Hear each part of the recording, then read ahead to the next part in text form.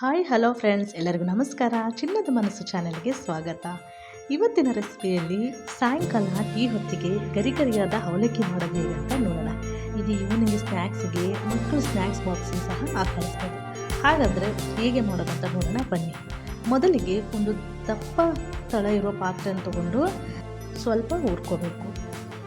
ಒಂದು ವೇಳೆ ಬಿಸಿಲಿಗೆ ಏನಾದರೂ 1 ಅವರ್ಸ್ ಇಟ್ಟಿದ್ರೆ ಒಂದು 2 ಮಿನಿಟ್ಸ್ ಈ ಥರ ಹುರ್ಕೊಂಡ್ರೆ ಸಾಕು. ಒಂದು ವೇಳೆ ಇಲ್ಲ, ನಾವು ಬಿಸಿಲಿಗೆ ಇಟ್ಟಿಲ್ಲ ಅಂದರೆ ಒಂದು 4ರಿಂದ 5 ನಿಮಿಷದವರೆಗೆ ಈ ಥರ ಕೈ ಆಡಿಸ್ಕೊತ ಚೆನ್ನಾಗಿ ಹುರ್ಕೋಬೇಕು. ನೋಡಿ ಈ ಥರ.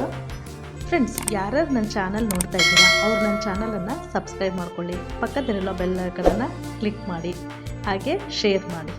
ನೋಡಿ ಫ್ರೆಂಡ್ಸ್, ಕೈ ಬಿಡ್ದಂಗೆ ಈ ಥರ ನಿಧಾನವಾಗಿ ಕಲಿಸ್ತಾ ಇರಬೇಕು. ಅದಕ್ಕೆ ನಾನು ಹೇಳಿದ್ದು ದಪ್ಪ ತಳ ಇರುವಂತಹ ಪಾತ್ರೆಯನ್ನು ತಗೊಂಡು ಈ ಥರ ಚೆನ್ನಾಗಿ ಮಿಕ್ಸ್ ಮಾಡೋಣ. ನೋಡಿ, ಈಗ ನಾನು 4ರಿಂದ ಒಂದು 5 ನಿಮಿಷದವರೆಗೆ ಚೆನ್ನಾಗಿ ಹುರ್ಕೊಂಡಿದ್ದೀನಿ. ನೋಡಿ ಈ ಥರ ಗರಿಗರಾಗಿ ಆಗಿದೆ. ಈಗ ಈ ಪಾತ್ರೆಯನ್ನು ಸೈಡ್ ಇಟ್ಕೊಂಡು ಈಗ ಒಲೆ ಮೇಲೆ ಒಂದು ಕಡಾಯಿ ಇಟ್ಕೊಂಡು ಒಂದು 6ರಿಂದ 7 ಸ್ಪೂನಷ್ಟು ನಾನು ಆಯಿಲ್ ಹಾಕ್ಕೊಂಡಿದ್ದೀನಿ. ನಂತರ ಇದಕ್ಕೆ ಶೇಂಗಾವನ್ನು ಹಾಕೋಣ. ಶೇಂಗಾವನ್ನು ಹಾಕಿ ಚೆನ್ನಾಗಿ ಫ್ರೈ ಮಾಡಬೇಕು.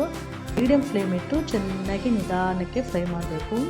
ಒಳಗಡೆ ಎಲ್ಲ ಹಸಿ ಇರುತ್ತೆ. ಶೇಂಗಾ ಯಾವಾಗಲೂ ಮೀಡಿಯಮ್ ಫ್ಲೇಮಲ್ಲಿಟ್ಟು ಚೆನ್ನಾಗಿ ಕಲರ್ ಚೇಂಜ್ ಆಗೋವರೆಗೂ ಫ್ರೈ ಮಾಡಬೇಕು. ನೋಡಿ ಈ ಥರ ಕಲರ್ ಚೇಂಜ್ ಆದಮೇಲೆ ಈಗ ಇದನ್ನೆಲ್ಲ ಒಂದು ತಟ್ಟೆಗೆ ಸೈಡಿಗೆ ಎತ್ತಿಟ್ಕೊಳ್ಳೋಣ. ನಂತರ ಅದೇ ಆಯಿಲಿಗೆ 1 ಕಪ್ಪು ಕಡಲೆಯನ್ನು ಹಾಕೋಣ. ಇಲ್ಲಿ ಕಡಲೆನ ನನ್ನ ಮಕ್ಕಳು ಜಾಸ್ತಿ ಬೇಕಂತ ಕೇಳೋದ್ರಿಂದ ನಾನು ಜಾಸ್ತಿ ಹಾಕ್ಕೊಂಡಿದ್ದೀನಿ. ನಿಮಗೆ ಎಷ್ಟು ಬೇಕೋ ಅಷ್ಟು ಕ್ವಾಂಟಿಟಿ ನೋಡಿ ಹಾಕ್ಕೋಬೋದು.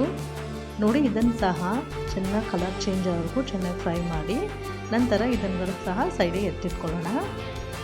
ಅವಲಕ್ಕಿ ತಿನ್ನಬೇಕಾದ್ರೆ ತುಂಬ ಟೇಸ್ಟ್ ಬೇಕಂದರೆ ನಾವು ಎಲ್ಲ ಪದಾರ್ಥನ ನಿಧಾನಕ್ಕೆ ಮೀಡಿಯಮ್ ಫ್ಲೇಮ್ ಇಟ್ಟು ಚೆನ್ನಾಗಿ ಫ್ರೈ ಮಾಡಬೇಕು. ಆಗ ಮಾತ್ರ ನಮಗೆ ಬಾಯಲ್ಲಿ ಮಧ್ಯೆ ಮಧ್ಯೆ ಸಿಕ್ಕಿದಾಗ ಚೆನ್ನಾಗಿ ಟೇಸ್ಟ್ ಬರುತ್ತೆ. ನೋಡಿ, ಈ ಎಲ್ಲ ಕಡಲೆಯನ್ನು ತೆಗೆದ ನಂತರ ಅದೇ ಆಯಿಲ್ಗೆ ನಾನು ಇಲ್ಲಿ ಒಂದು ಸ್ವಲ್ಪ ಬಾದಾಮಿಯನ್ನು ತೊಗೊಂಡಿದ್ದೀನಿ. ಬಾದಾಮಿನ ಸಹ ಮೀಡಿಯಮ್ ಫ್ಲೇಮ್ ಇಟ್ಟು ಚೆನ್ನಾಗಿ ಫ್ರೈ ಮಾಡೋಣ. ಆಯಿಲ್ ಆಗಲೇ ಕಾದಿರೋದ್ರಿಂದ ನಾವು ಸ್ವಲ್ಪ ಮೀಡಿಯಮ್ ಫ್ಲೇಮಲ್ಲಿ ಇಟ್ಟು ಚೆನ್ನಾಗಿ ಫ್ರೈ ಮಾಡಬೇಕು. ನೋಡಿ, ಬಾದಾಮಿ ಸಹ ಚೆನ್ನಾಗಿ ಫ್ರೈ ಮಾಡಿ ಇದನ್ನು ಸಹ ಸೈಡಿಗೆ ಎತ್ತಿಟ್ಕೊಳ್ಳೋಣ. ನಿಮಗೇನಾದರೂ ಮಧ್ಯೆ ಮಧ್ಯೆ ಸ್ವೀಟ್ ಬೇಕಂತ ಅನಿಸಿದರೆ ಇಲ್ಲಿ ದ್ರಾಕ್ಷಿ ಸಹ ನೀವು ಆ್ಯಡ್ ಮಾಡ್ಕೋಬೋದು. ನೋಡಿ, ಎಲ್ಲ ಬಾದಾಮಿಯನ್ನು ಎತ್ತಿಟ್ಕೊಂಡು ಈಗ ಸ್ವಲ್ಪ ಕೊಬ್ಬರಿಯನ್ನು ಹಾಕ್ಕೊಂಡಿದ್ದೀನಿ. ನನಗೆ ಸ್ವಲ್ಪ ಕ್ವಾಂಟಿಟಿ ಸಾಕು. ನಿಮಗೆ ಬೇಕಿದ್ದರೆ ಜಾಸ್ತಿ ಹಾಕೋಬೋದು.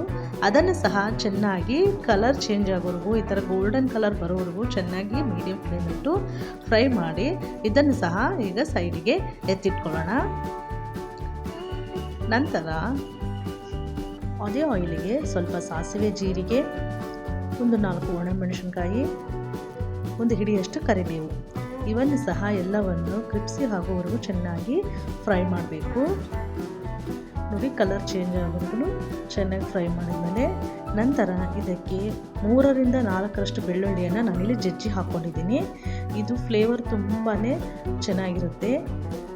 ನೋಡಿ, ಇದು ಸಹ ಗೋಲ್ಡನ್ ಕಲರ್ ಬರೋವರೆಗೂ ಚೆನ್ನಾಗಿ ಫ್ರೈ ಮಾಡೋಣ. ನಂತರ ಇದಕ್ಕೆ 1 ಸ್ಪೂನಷ್ಟು ಅರಿಶಿಣ ಹಾಕಿದ್ದೀನಿ. ಅರಿಶಿಣ ಹಾಕಿ ಚೆನ್ನಾಗಿ ಈ ಥರ ಫ್ರೈ ಮಾಡೋಣ. ಈಗ ಗ್ಯಾಸನ್ನು ಆಫ್ ಮಾಡ್ಕೊಂಡ್ಮೇಲೆ ಅಚ್ಚ ಖಾರದ ಪುಡಿ 1 ಸ್ಪೂನನ್ನು ಹಾಕಬೇಕು. ಇಲ್ಲಾಂದರೆ ಖಾರದ ಪುಡಿ ಎಲ್ಲ ಸೀದೋಗ್ಬಿಡುತ್ತೆ. ಅದಕ್ಕೆ ಗ್ಯಾಸ್ ಆಫ್ ಮಾಡಿನೇ ಅಚ್ಚ ಖಾರದ ಪುಡಿ ಕೊನೆಯಲ್ಲಿ ಹಾಕ್ಕೊಂಡು ನಂತರ ನಾವು ಮುಂಚೆನೇ ಹುರ್ಕೊಂಡಿರೋ ಅವಲಕ್ಕಿಗೆ ಇದನ್ನು ಹಾಕಿ ಮಿಕ್ಸ್ ಮಾಡೋಣ. ನೋಡಿ, ಇದೆಲ್ಲ ಹಾಕಿದ ನಂತರ ನಾವು ಮುಂಚೆ ಫ್ರೈ ಮಾಡಿಟ್ಕೊಂಡಿದ್ವಲ್ಲ ಎಲ್ಲವನ್ನು ಈಗ ಹಾಕೋಣ. ನಂತರ ಇದಕ್ಕೆ ರುಚಿಗೆ ತಕ್ಕಷ್ಟು 1 ಸ್ಪೂನಷ್ಟು ನಾನು ಉಪ್ಪು ಹಾಕಿದ್ದೀನಿ. ನಂತರ 1-2 ಸ್ಪೂನಷ್ಟು ಸಕ್ಕರೆ ಹಾಕ್ಕೊಂಡಿದ್ದೀನಿ. ನಿಮಗೇನಾದರೂ ಸಕ್ಕರೆ ಜಾಸ್ತಿ ಬೇಕಂದರೆ ಇನ್ನೂ 4 ಸ್ಪೂನ್ ಹಾಕ್ಕೋಬೋದು. ಈಗ ಈ ಎಲ್ಲವನ್ನು ಚೆನ್ನಾಗಿ ಮಿಕ್ಸ್ ಮಾಡೋಣ. ಉಪ್ಪನ್ನು ಕೊನೆಯಲ್ಲಿ ಹಾಕೋದ್ರಿಂದ ಎಲ್ಲ ಹುಳಿಗೂ ಚೆನ್ನಾಗಿ ಹಿಡಿಯುತ್ತೆ. ಈಗೆಲ್ಲವನ್ನು ಇದನ್ನು ಚೆನ್ನಾಗಿ ಮಿಕ್ಸ್ ಮಾಡೋಣ. ಸ್ಪೂನಿಂದ ಜಾಸ್ತಿ ಮಿಕ್ಸ್ ಮಾಡಿದರೆ ಅವಲಕ್ಕಿ ಎಲ್ಲ ಪುಡಿ ಪುಡಿ ಆಗುತ್ತೆ. ಅದಕ್ಕೆ ಅವಲಕ್ಕಿನ ಜಾಸ್ತಿ ಹುರ್ಕೊಳ್ಬಾರ್ದು. ನೋಡಿ, ಈಗ ಇದನ್ನು ಈ ಥರ ಕುಲುಕಬೇಕು. ಕುಲುಕಿದ್ರೆ ಅವಲಕ್ಕಿನೂ ಎಲ್ಲಿ ಪುಡಿ ಪುಡಿ ಆಗಲ್ಲ, ಚೆನ್ನಾಗಿ ಇರುತ್ತೆ ನೋಡಿ. ಈ ಥರ ಎಲ್ಲ ಕುಲುಕಿದ್ರೆ ಎಲ್ಲ ಅವಲಕ್ಕಿಗೂ ಮಸಾಲೆ ಇರುತ್ತೆ. ನಂತರ ಕೊನೆಯಲ್ಲಿ ಒಂದೆರಡು ಸಲ ಈ ಥರ ಕೈ ಆಡಿಸಿದ್ರೆ ಆಯಿತು. ನನಗೆ ಇನ್ನು ಸ್ವಲ್ಪ ಕ್ರಿಪ್ಸಿ ಬೇಕು, ಅದಕ್ಕೆ ನಾನು ಮತ್ತೆ ಒಲೆ ಮೇಲೆ ಇಟ್ಟು ಒಂದೆರಡು ನಿಮಿಷಗಳ ಕಾಲ ಮೀಡಿಯಮ್ ಫ್ಲೇಮಲ್ಲಿ ಈ ಥರ ಚೆನ್ನಾಗಿ ಮಿಕ್ಸ್ ಮಾಡ್ತಾಯಿದ್ದೀನಿ ಮತ್ತು ಹುರ್ಕೊಳ್ತಾ ಇದ್ದೀನಿ ನೋಡಿ. ಈಗ ಇದೆಲ್ಲ ರೆಡಿ ಆಗಿದೆ. ಈಗ ಕ್ಲೋಸ್ ಮಾಡಿ ಅದೇ ಒಲೆ ಮೇಲೆ ಒಂದು 5 ನಿಮಿಷವರೆಗೆ ಹಾಗೆ ಇಡೋಣ. ಈ ಅವಲಕ್ಕಿನ ತಣ್ಣಗಾದ್ಮೇಲೆ ಒಂದು ಟೈಟ್ ಕಂಟೈನರ್ನಲ್ಲಿ ಸ್ಟೋರ್ ಮಾಡಿಟ್ರೆ ಒಂದು ವಾರದವರೆಗೂ ತುಂಬ ಗರಿಗರಿಯಾಗಿ ಇರುತ್ತೆ. ಈಗ ಎಲ್ಲ ಅವಲಕ್ಕಿನ ತಟ್ಟೆಗೆ ಸರ್ವ್ ಮಾಡೋಣ ನೋಡಿ. ಅವಲಕ್ಕಿನ ಈಸಿಯಾಗಿ ಹೇಗೆ ಮಾಡೋದು ಅಂತ ನೋಡಿದ್ರಲ್ಲ, ನೀವು ಸಹ ಮನೆಯಲ್ಲಿ ಒಮ್ಮೆ ಟ್ರೈ ಮಾಡಿ ಹೇಗೆ ಬಂತು ಅಂತ ನನಗೆ ಕಾಮೆಂಟ್ ಮಾಡಿ ತಿಳಿಸಿ. ಹಾಗೆ ಮರೆದೇನೆ ನನ್ನ ಚಾನಲನ್ನು ಸಬ್ಸ್ಕ್ರೈಬ್ ಮಾಡ್ಕೊಳ್ಳಿ, ಫಾಲೋ ಮಾಡಿ, ಹಾಗೆ ಶೇರ್ ಮಾಡಿ. ಮತ್ತೆ ಮುಂದಿನ ವಿಡಿಯೋದಲ್ಲಿ ಸಿಗೋಣ.